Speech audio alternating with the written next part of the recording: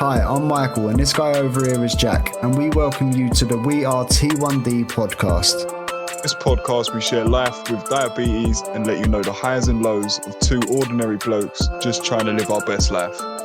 Everything we say is through personal experience and opinions, and is 100% not to be taken as medical advice. Yeah, we're not doctors. No, we ain't. In this episode, we are going to let you know how we became diabetic. Enjoy. Right, the whole session's getting recorded now, so bish bash bosh. Please don't swear. There's young diabetics listening, Yes. looking for advice from two old people. I'm old, but I am newly diagnosed. Yeah, you're a baby diabetic. Baby diabetic. And I'm walking around with a Zimmer with needles attached. Yeah, automatic and that. Just push a button on the frame. That reminds me of my old injection. Literally push a button and it's shot in your leg. It's like The needle? Yeah, it's like the flex pen, but it went inside this plastic casing, and then you'd like pull it back to trigger it. It's like your finger prick. You'd you put it up, and then you push the button and push, and it goes straight in your leg. It like make the jab go in, and then you just syringed it in as you do. Yeah, that sounds a bit mad. What, Riley? Oh, your dinner's done, mate. Sorry. 2 secs, Jack. There you go for it. I was almost a bad parent then. Riley just come and he goes, "Can I have my dinner?"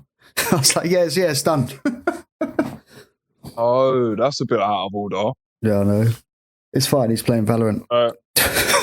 You might hear me chewing dextrose. Are you going low? Well, 4.7. I've been a bit high today. I'm on the way down. Yeah, I'm 10.1. Yeah, 10.1. Yeah. I was 4.7, but a steady arrow, but I feel my body going. Yeah. What signs do you get?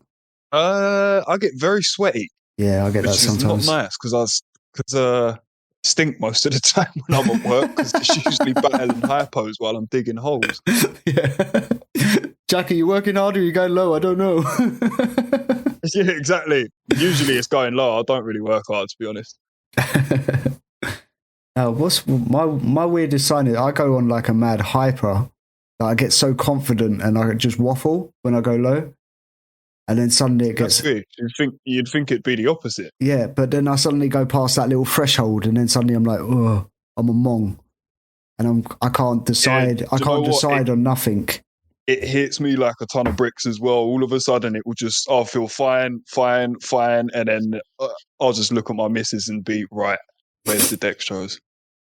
It's like when I get hyper at home, my kids go, check your sugars. That's good they know though. That's good they know the signs. I know, I've just got to be a miserable guy and do nothing. He's fine. Yeah. He's fine. He's all right. Just leave him in the corner. Oh, mate. But yeah, I just get hyper. It's so weird. You'd think it'd be the other way around. When you're high, you're hyper, but when I'm high, I'm a miserable bastard. Oh, I go really quiet. I'm really, really quiet. That's how Zoe knows straight away. Yeah. She'll look at me and go, "You all right?" I'll just give her the shake. No. No. Do you start feeling like depressed and all that? Like the world's going to end? Like, yeah. It's quite scary, to be honest. No matter how many times, you never get used to it, I don't think. Yeah. As I say, I'd much rather go low than high. High is just horrible. It bothers you for the whole day. Yeah, well, since being diagnosed, as I say, since I was so high going into hospital and full of ketones. Yeah. I felt so rough. I'm scared of going that high again. Yeah, it's not a bad thing. It's not. Well, yeah, as I say, I had my dietitians today. Oh yeah, how'd that go? Well, it was actually my first one after being diagnosed. So it's still new to me, obviously. Yeah. But he said I'm actually doing very well. Okay, my dietitian, obviously I was diagnosed at 9 in 1996. Was you alive?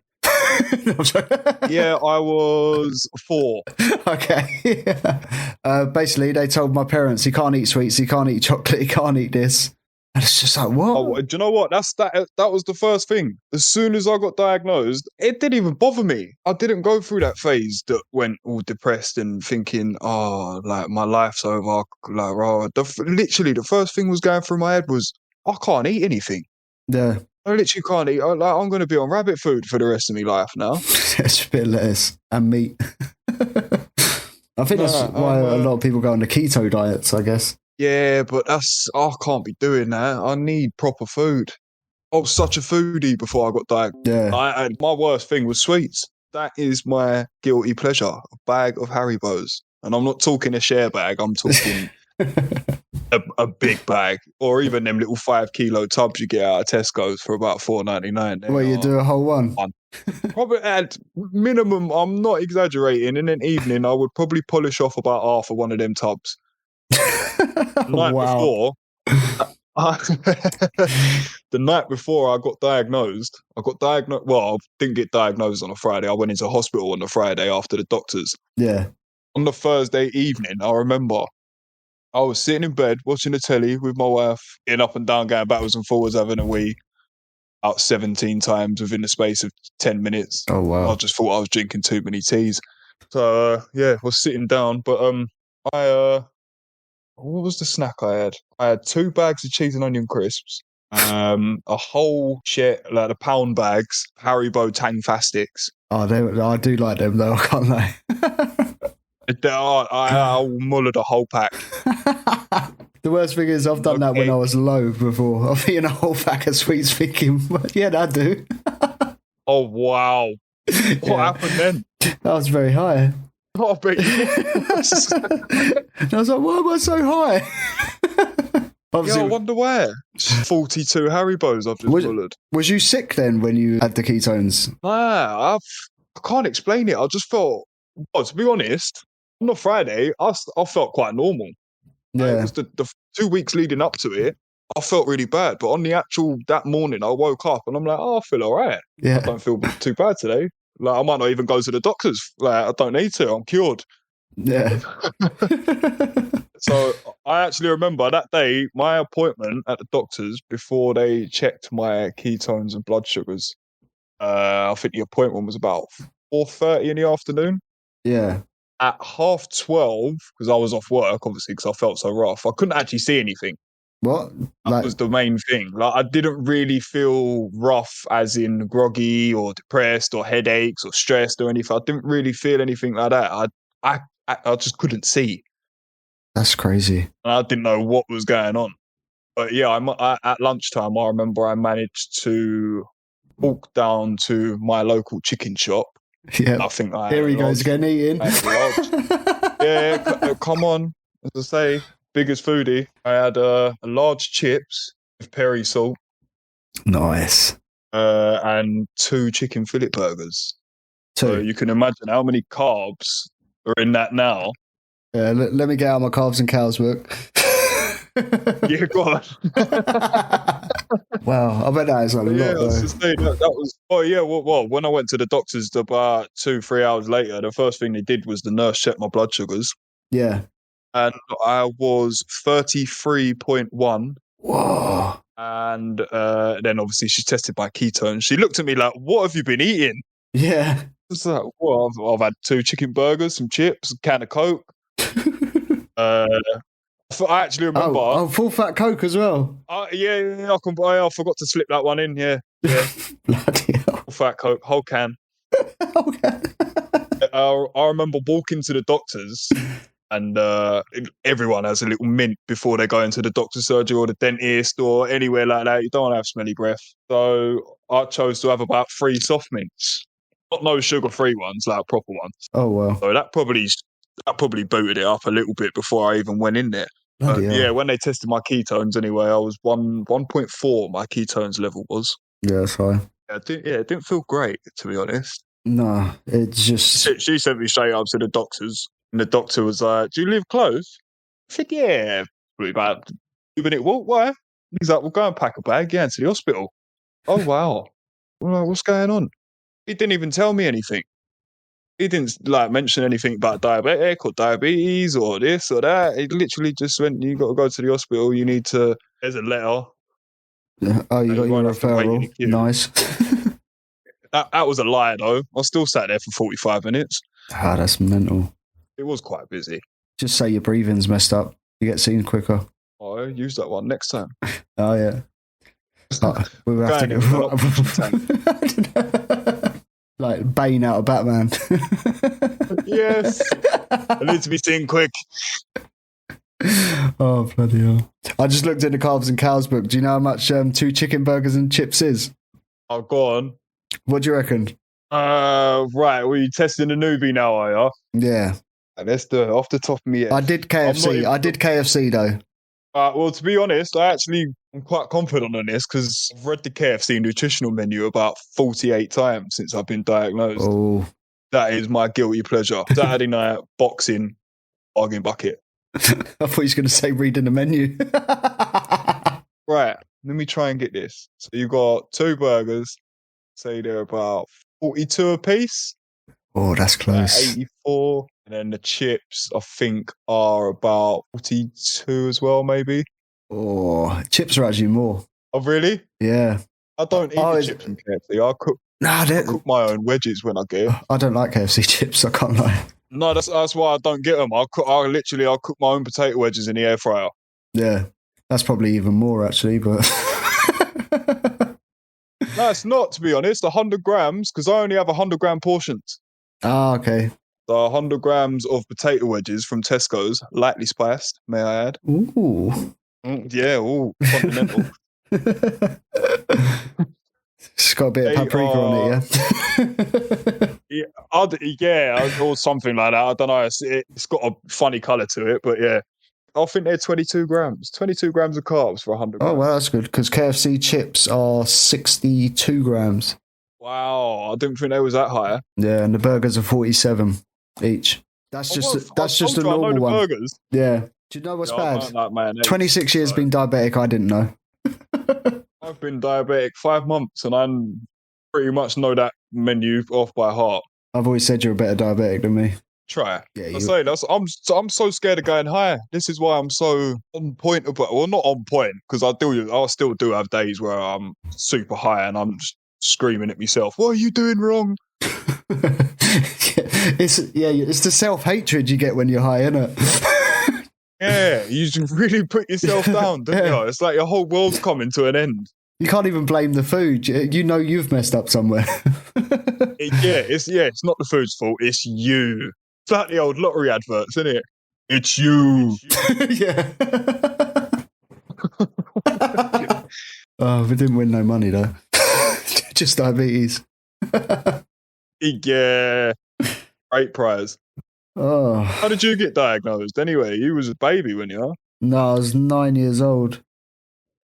And do you know what? I didn't really get any signs. It's been a tough age though, man. Yeah. Like, I had, do you know, the only real thing, I had a really bad temper. I started getting angry a lot. I'm guessing that's from the high sugars. I wet the bed a little bit as well. I'll cut that bit out. Didn't you? Not only in sweat when I'm going high-fi. Sometimes my missus is like, bloody hell. Yeah, do you know what? I've had that for years as well, to be honest. I used to sweat absolute buckets, and I've done that for years and years and years. Yeah. And I just thought I was a smelly guy.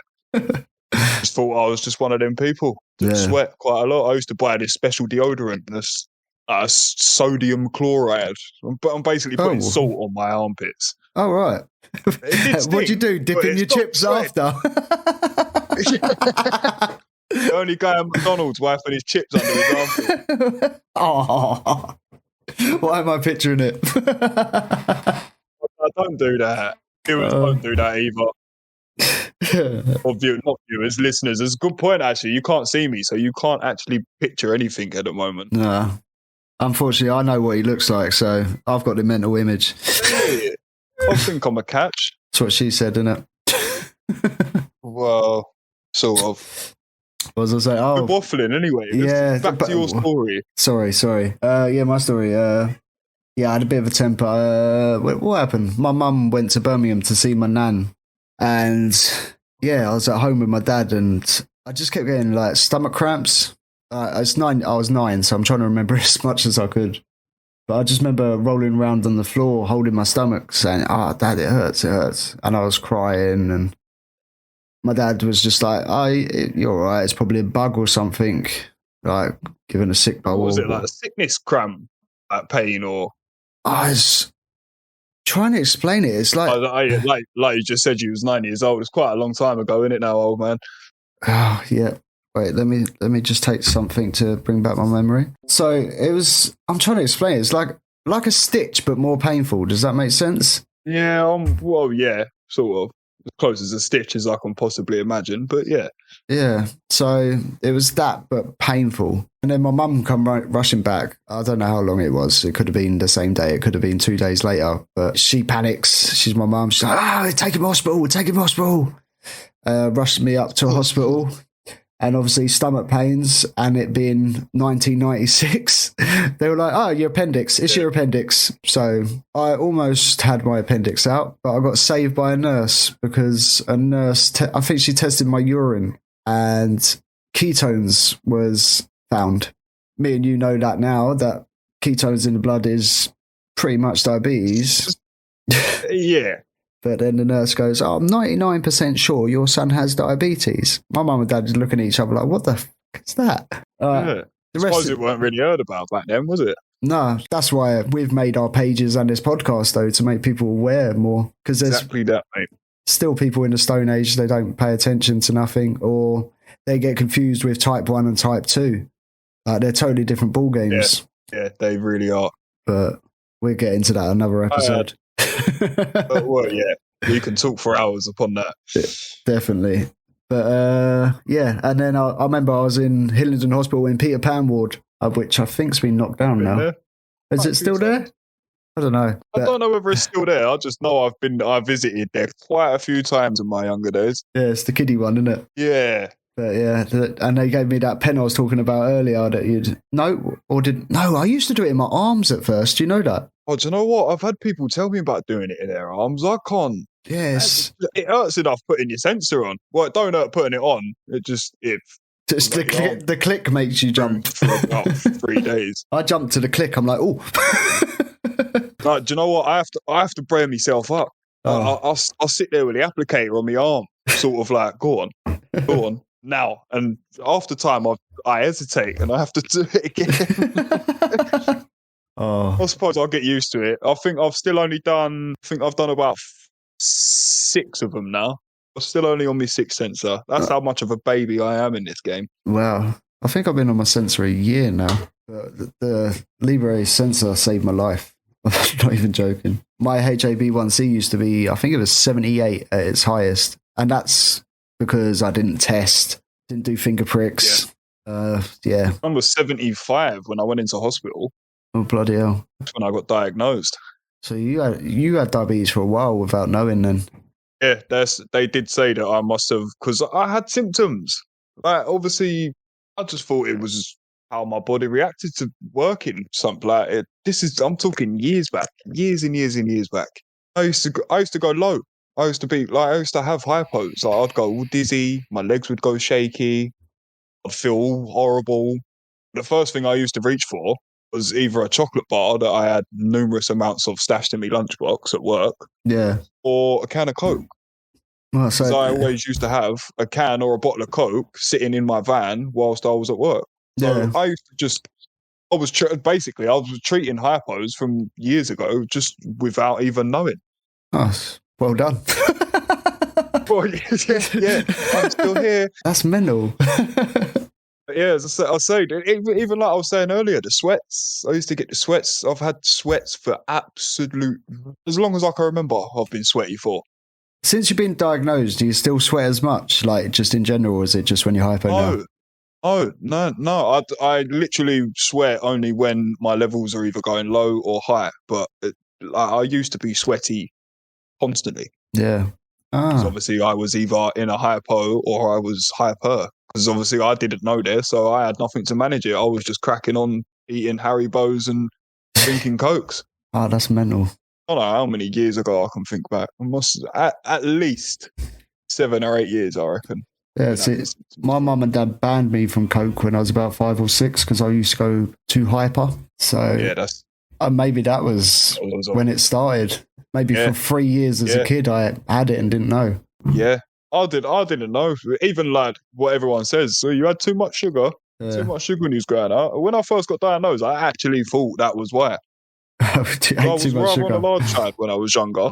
Yeah, I honestly did. I thought I'd just ruined my body, but obviously my pancreas just committed suicide. Yeah. That was basically it. See you later, mate. Yeah, see you later. I'm out of here, bruv. I can't deal with you banging off Harry Bows every night. It's too much. You do my job, because we now have to. Yeah, exactly that. Today was the first time I ever injected for a sausage roll. Wait, you went low, didn't you? Yeah, not too bad. But no, it was I think I might have been leaning on my sensor a bit, sitting on the sofa when I come back from the hospital. But, oh yeah, because you check your BM as well, didn't you? Yes. Because the sensor lies sometimes. No. Yeah, it does. Where was it? I'm literally looking at my graph now, trying to find it. Oh, there we go. Yeah, when I injected, I was 6.4. Wow, very good. Well done. How long do they say? Like 2 hours after it sort of takes effect, doesn't it? Like at its peak. Yeah. It varies from person to person. I mean, no two diabetics are the same, but...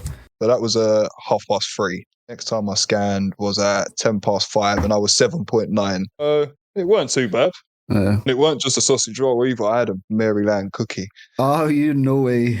Do you know, bro, I nearly took my fingers off eating it. It was so nice. Oh. I only went to Uxbridge just to pop into the vape shop to get a couple of bits. Yeah. I thought, there's Greg's round the corner. Go and get some yum-yums for lunch. I do like a yum-yum. Do you know, my thing is Wenzel's. They do like a baguette, a pizza baguette, and I'm obsessed with the peri-peri one. But what happens to your bloods when you do that? Because I'm really scared of eating pizza. The way to eat pizza is you basically inject half of it, and then like an hour or so later you inject the other half, because it's such slow release, and especially with a lot of cheese, because all the fat in cheese slows down how your body absorbs. Right. There's science, but I don't 100% understand it yet. No, I think I just won't eat it. It sounds too much for me. It's like pasta's a hard one, because some people eat their pasta. I get on with pasta. I like pasta. I have that more or less every day for lunch. Yeah, I say some people they inject for the pasta and then they'll go low because it's like a slow release. Then they'll go high. Oh, I do go low quite a lot of work. After pasta? That was just because I was so... Yeah, but I thought that was just because I was so active. But that might actually be the reason why. Yeah, and then do you raise up a bit after a few hours? Yeah, more or less. Yeah, I'd say so. It all depends on how active I am and what I'm actually doing. But yeah, if I'm sitting in the van, it will sort of drop off. And then I'll start panicking and eating everything that I've got left in my bag. Yeah. And then like 20 minutes, half an hour later, it will start peaking back up again. Yeah, they call it like, what is it, split bolusing or whatever it is. So you do half your injection and then half a bit later because the slow release. I didn't even know what that word meant. What, split bolus or bolus? Just bolus. I heard it somewhere and someone said it, or I might have read it on a podcast or seen it on someone's Instagram, but I was just looking like, what is that? Am I missing something here, or did I not listen to anything? It's quick acting insulin for those that don't know. I know that now. No, for the listeners. Oh yeah, sorry, I forgot about you lot. We just waffle. Yeah, I'm literally just sitting there having a conversation with Power. My watch keeps binging off. You can probably hear that. That's because I'm so popular. Yeah. I'm joking. It's only me, brother. I text myself just to feel popular sometimes. I'm joking.